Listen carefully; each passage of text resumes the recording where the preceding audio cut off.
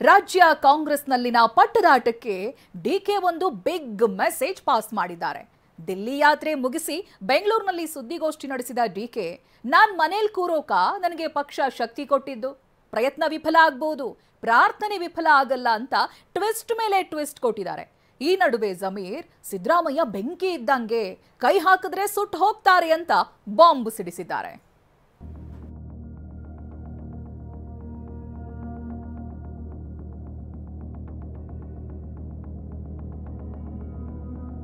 ನಾನು ಮನೇಲಿ ಕೂತ್ಕೊಳ್ಳಕ ನನ್ನ ನಾಯಕ ಕಾಂಗ್ರೆಸ್ ಪಾರ್ಟಿ ನನಗೆ ಶಕ್ತಿ ಕೊಟ್ಟಿರೋದು.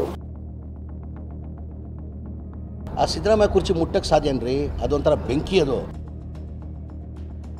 ಪ್ರಯತ್ನ ವಿಫಲ ಆಗ್ಬೋದು, ಪ್ರಾರ್ಥನೆ ವಿಫಲ ಆಗಲ್ಲ ಅಂತ ಹೇಳಿದ್ರು. ಸಿಎಂ ಅವ್ರ ಕುರ್ಚಿ ಖಾಲಿ ಇಲ್ಲ, ಅದಕ್ಕೆಲ್ಲ ಡೆಲ್ಲಿಯವರು ಉತ್ತರ ಕೊಟ್ಕೋತಾರೆ ಬಿಡಿ. ಒಂದೊಂದು ಮಾತಲ್ಲೂ ಒಂದೊಂದು ಸಂದೇಶ, ಒಂದೊಂದು ಹೇಳಿಕೆಯಲ್ಲೂ ಛಲದ ಗುಟ್ಟು, ವಿರೋಧಿಗಳಿಗೆ ತಿರುಗೇಟು.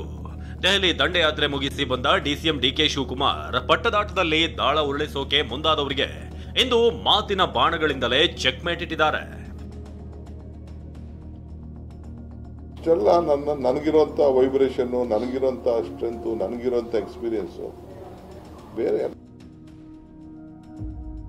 ಎಷ್ಟು ದಿನ ರಾಜ್ಯ ಕಾಂಗ್ರೆಸ್ನಲ್ಲಿ ಒಂದು ಪಡೆ ಸಿಎಂ ಸಿದ್ದರಾಮಯ್ಯ 5 ವರ್ಷ ಗಟ್ಟಿಯಾಗಿರ್ತಾರೆ ಅಂದ್ರೆ, ಮತ್ತೊಂದು ಪಡೆ ಕೆಪಿಸಿಸಿ ಅಧ್ಯಕ್ಷಗಾದಿ ಮೇಲೆ ಗುರಿ ಇಟ್ಟಿತ್ತು.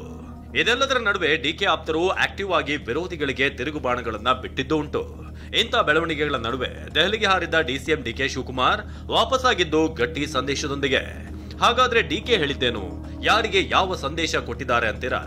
ಅದನ್ನೇ ಎಳೆ ಎಳೆಯಾಗಿ ತೋರಿಸ್ತೀವಿ ನೋಡಿ. ಡಿಕೆ ಸಂದೇಶ ನಂಬರ್ 1, ನಾನು ಮನೆಯಲ್ಲಿ ಕೂರೋಕ ನನಗೆ ಪಕ್ಷ ಶಕ್ತಿ ಕೊಟ್ಟಿದ್ದು. ನಾಯಕತ್ವದ ವಿಚಾರವಾಗಿ ಕಡ್ಡಿ ಮುರಿದಂತೆ ರಿಯಾಕ್ಟ್ ಮಾಡಿದ ಡಿಕೆ, ಪಕ್ಷ ನನ್ನನ್ನ ಡಿಸಿಎಂ ಮಾಡಿ ಮಂತ್ರಿಯಾಗಿ ಬೆಳೆಸಿದೆ. ಹೀಗಿರುವಾಗ ನಾನು ಲೀಡರ್ಶಿಪ್ ಕೊಡ್ಲಿಲ್ಲ ಅಂದ್ರೆ ಮನೆಯಲ್ಲಿ ಕೂರೋಕ ಪಕ್ಷ ನನಗೆ ಶಕ್ತಿ ಕೊಟ್ಟಿದ್ದು ಅನ್ನೋ ಮೂಲಕ ಲೀಡರ್ಶಿಪ್ ನನ್ನದೇ ಅಂತ ದಾಳ ಉರುಳಿಸಿದ್ದಾರೆ. ನನ್ನ ರಾಜ್ಯ ಪಾರ್ಟಿ ಅಧ್ಯಕ್ಷ 5 ವರ್ಷ ಪಾರ್ಟಿ ಪ್ರೆಸಿಡೆಂಟ್ ಮಾಡ್ಬಿಟ್ಟು ನನ್ನ ಡೆಪ್ಟಿ ಸಿಎಂ ಮಾಡಿ 89 ಮಂತ್ರಿಯಾಗಿ ನನ್ನ ಬೆಳೆಸಿ, if I doesn't show my face and ನಾನು ಕಾಂಗ್ರೆಸ್ಗೆ ಕೆಲಸ ಮಾಡಲಿಲ್ಲ ಅಂದಮೇಲೆ, ನನ್ನ ಲೀಡರ್ಶಿಪ್ ಕೊಡಲಿಲ್ಲ ಅಂದಮೇಲೆ, ನಾನು ಮನೇಲಿ ಕೂತ್ಕೊಳ್ಳಕ ನನ್ನ ನಾಯಕ ಕಾಂಗ್ರೆಸ್ ಪಾರ್ಟಿ ನನಗೆ ಶಕ್ತಿ ಕೊಟ್ಟಿರೋದು. Whatever position I am there. DK ಸಂದೇಶ ನಂಬರ್ 2, ನನಗೆ ಇರುವ ಅನುಭವ ನನ್ನ ಶಕ್ತಿ, ಎಲ್ಲರೂ ಬಳಸಿಕೊಳ್ಳಲಿ. ಟೆಲಿಂಗ್ ಯು, ಹೋದ ಎಲೆಕ್ಷನ್ ಅಲ್ಲಿ ಕ್ಯಾಂಪೇನ್ ಕಮಿಟಿ ಚೇರ್ಮನ್ ಇದ್ದೆ ನಾನು, ಸಿದ್ದರಾಮಯ್ಯನವರು ಚೀಫ್ ಮಿನಿಸ್ಟರ್. ಹೋದ ಎಲೆಕ್ಷನ್ ಅಲ್ಲಿ ಪಾರ್ಟಿ ಪ್ರೆಸಿಡೆಂಟ್ ಇದ್ದೆ, ಈಗ ಡೆಪ್ಟಿ ಸಿಎಂ ಇದೆ.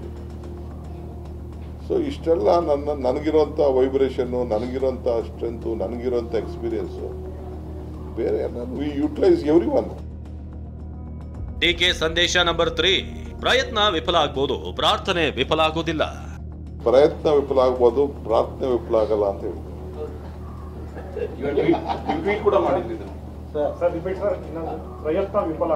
ಪ್ರಯತ್ನ ವಿಫಲ ಆಗ್ಬೋದು, ಪ್ರಾರ್ಥನೆ ವಿಫಲ ಆಗಲ್ಲ ಅಂತ. ಸರಿ, ಪ್ರಾರ್ಥನೆಯಲ್ಲಿ ದುಃಖ, ದುಮ್ಮಾನ, ದುಗುಡ ಎಲ್ಲ ಇರುತ್ತೆ, ಅವೆಲ್ಲ ಸೇರಿ ಪ್ರಾರ್ಥನೆ ಮಾಡ್ತೀರಿ ಸರ್. ಈ ಸರಿ ಹೋದಾಗ ಆ ಪ್ರಾರ್ಥನೆಯಲ್ಲಿ ಅದು ಇತ್ತ ಸರ್? ಬಯಕೆ ಏನಾದ್ರು ಇತ್ತ ಸರ್? ನಾನು ಡೈಲಿ ಪ್ರಾರ್ಥನೆ ಮಾಡ್ತೀನಿ. ಅಲ್ಲ, ಹತ್ರ ಬರ್ತಿದ್ಯಾ ಅಂತ ಸರ್ ಆ ಪ್ರಾರ್ಥನೆಗೆ. ಸಿದ್ದರಾಮಯ್ಯ ಪರ ಮಾತು, ಡಿಸಿಎಂ ಡಿಕೆ ದಾಳ. ಇಂದಿನ ಸುದ್ದಿಗೋಷ್ಠಿಯಲ್ಲಿ ಡಿಕೆ ಮಾತುಗಳು ತುಂಬಾನೇ ಎಚ್ಚರದ ಹಾದಿಯಲ್ಲಿದ್ವು ಎಂದು ಕೂಡ ಸಿಎಂ ಪರ ಮಾತನಾಡಿದ ಡಿಕೆ, ಸಿದ್ದರಾಮಯ್ಯ ಕೂಡ ಪಕ್ಷ ಮುನ್ನಡೆಸ್ತಾರೆ, ಅವರು 2 ಬಾರಿ ಸಿಎಂ ಆಗಿದ್ದಾರೆ, ಪಕ್ಷದ ನಿರ್ಧಾರವನ್ನ ನಾವು ಗೌರವಿಸ್ತೇವೆ ಅಂದ್ರು. Siddaramaiah also will lead the party. ಅವರು 2 ಟರ್ಮ್ ಚೀಫ್ ಮಿನಿಸ್ಟರ್ ಆಗಿ ನಮ್ಮ ಪಕ್ಷಕ್ಕೆ 2 ಸತಿ ಅಪೋಸಿಷನ್ ಲೀಡರ್ ಆಗಿ, you will also, we are collective leadership will go. My party has elected him as the chief minister. I am his deputy chief minister. I am the president. We respect the decision of the party. Rajanna ಜಿಲ್ಲಾಧ್ಯಕ್ಷರ ವಿಚಾರ ಪ್ರಸ್ತಾಪಕ್ಕೆ DK ತಿರುಗೇಟು. ಸಮುದಾಯವಾರು ಜಿಲ್ಲಾಧ್ಯಕ್ಷರ ಆಯ್ಕೆಗೆ ರಾಜಣ್ಣ ಸಲಹೆ ಕೊಟ್ಟಿದ್ರು.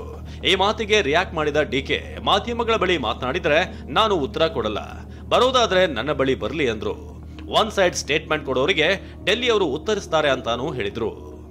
ಮೇಲೆ ticket ತಗೊಂಡಿರೋ ಬಿಟ್ಟು ಬೇರೆ ಸಮುದಾಯದವ್ರನ್ನ ಜಿಲ್ಲಾಧ್ಯಕ್ಷರನ್ನ ಮಾಡಬೇಕು ಅಂತ ರಾಜಣ್ಣ ಅವರು ಡಿಮ್ಯಾಂಡ್ ಇಟ್ಟಿದ್ರು.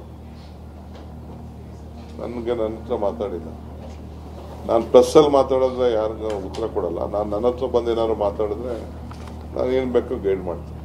ಸರ್, ಅಲ್ಲಿ ಇಲ್ಲಿ ಕೆಲವರು ಒನ್ ಸೈಡ್ ಸ್ಟೇಟ್ಮೆಂಟ್ಗಳನ್ನ ಕೊಡ್ತಿದ್ದಾರೆ, ಅವರು ಮುಂದುವರಿತಾರೆ. ಅದಕ್ಕೆಲ್ಲ ಡೆಲ್ಲಿಯವ್ರು ಉತ್ತರ ಕೊಟ್ಕೋತಾರೆ ಬಿಡಿ. ಈಗ ನೀವು ಹೋದಾಗ ಏನಾದ್ರು ಸಂದೇಶ ಕಳಿಸಿದ್ದಾರೆ? ನಾನು ಯಾರಿಗೂ ಮಾತಾಡಕ್ ಹೋಗಲ್ಲ. I am not in a habit of telling anything. ನನ್ನ ಕೆಲಸ ಮಾಡಬೇಕು. ಸಿದ್ದರಾಮಯ್ಯ ಬೆಂಕಿ, ಆ ಬೆಂಕಿ ಮುಟ್ಟೋಕೆ ಸಾಧ್ಯನಾ?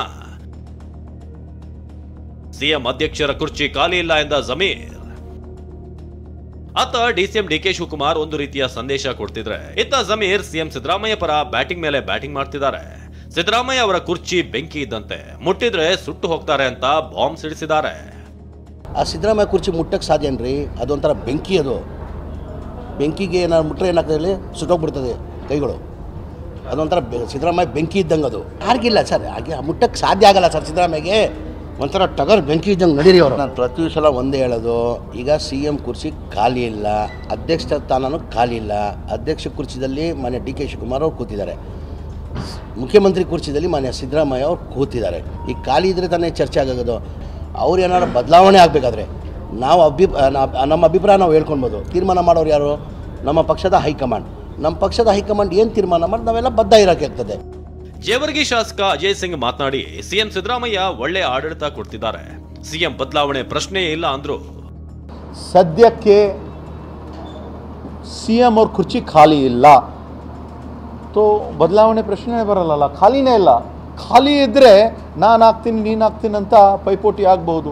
ಇವಾಗ ಮಾನ್ಯ ನಮ್ಮ ಜನಪ್ರಿಯ ಮುಖ್ಯಮಂತ್ರಿ ಆಗಿರುವಂಥ ಸಿದ್ದರಾಮಯ್ಯ ಅವರು ಒಳ್ಳೆ ಆಡಳಿತವನ್ನು ಕೊಡ್ತಾ ಇದ್ದಾರೆ, ನುಡಿದಂತೆ ನಡೆದಿದ್ದಾರೆ.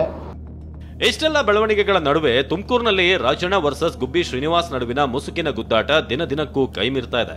ಗುಬ್ಬಿ ಶ್ರೀನಿವಾಸ್ ಪತ್ನಿಗೆ ತುಮಲ್ ಅಧ್ಯಕ್ಷ ಸ್ಥಾನ ಮಿಸ್ ಆಗಿದ್ದಕ್ಕೆ ಶ್ರೀನಿವಾಸ್ ಅಭಿಮಾನಿಗಳು ಸೋಷಿಯಲ್ ಮೀಡಿಯಾದಲ್ಲಿ ಪೋಸ್ಟರ್ ವಾರ್ ಶುರು ಮಾಡಿದ್ದಾರೆ. ಶೀಘ್ರದಲ್ಲೇ ರಾಜಣ್ಣ ರಾಜೀನಾಮೆ ಅಂತ ಫೋಟೋ ಎಡಿಟ್ ಮಾಡಿ ಹರಿಬಿಟ್ಟಿದ್ದಾರೆ. ಇನ್ನು ಬೆಳಗಾವಿಯಲ್ಲಿ ಸತೀಶ್ ಜಾರಕಿಹೊಳಿ ಅಭಿಮಾನಿಗಳು ಸತೀಶ್ ಜಾರಕಿಹೊಳಿ ಸಿಎಂ ಆಗ್ಲಿ ಅಂತ ಕುಂಭಮೇಳದಲ್ಲಿ ಪ್ರಾರ್ಥಿಸಿ ಪುಣ್ಯ ಸ್ನಾನ ಮಾಡಿದ್ದಾರೆ.